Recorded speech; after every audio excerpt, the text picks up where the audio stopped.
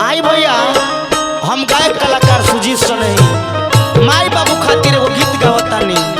माई बाबू के ना रहला के दुख ओकरा से पूछी जे बचपने में अनाथ हो गई। यही से हम कहतानी माई बाबू से बढ़ के कोनो देवी देवता नहीं है संसार में। आई गीत के भाव लागल।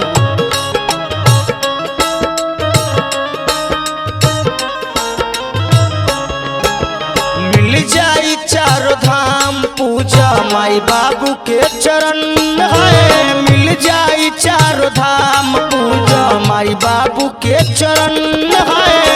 पिताजी आकाश हुए माई होई गगन। पिताजी आकाश हुए माई होई गगन। मिल जाई चारों धाम पूजा माई बाबू के चरण है। मिल जाई चारों धाम पूजा माई बाबू के चरण।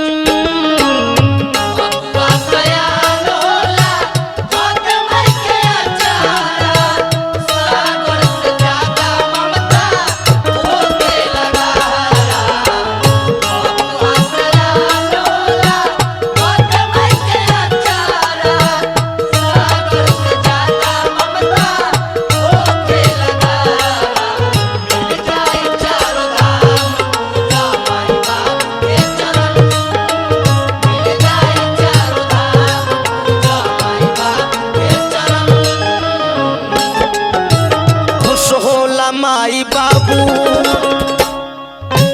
खुश होल देवता पिता।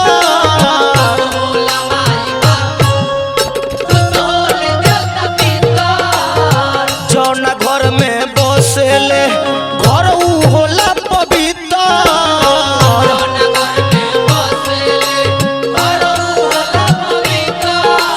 खुश होला माई बाबू खुश होल देवता पिता। घर में बसेले घरू होला पवित्र।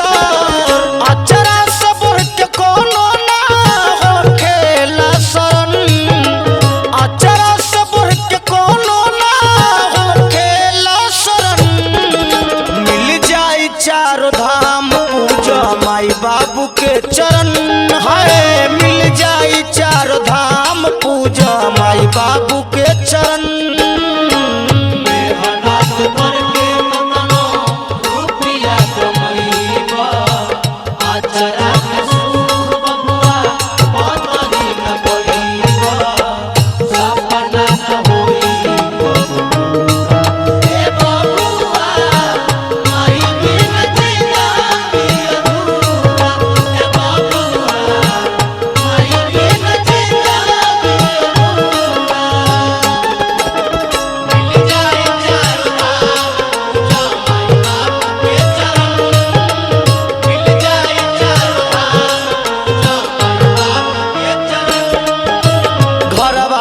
खूब लड़बा मंदिर में जाके खोजबा।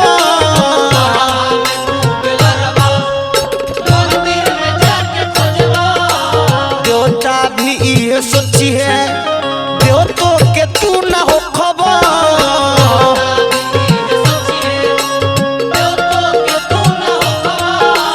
घरवा में खूब लड़बा मंदिर में जाके खोजबा। देवता भी ये सोचिए देवतों के तू ना हो खबर। कहे सुजित सने ही रही भक्ति में मगन। कहे सुजित सने ही रही भक्ति में मगन।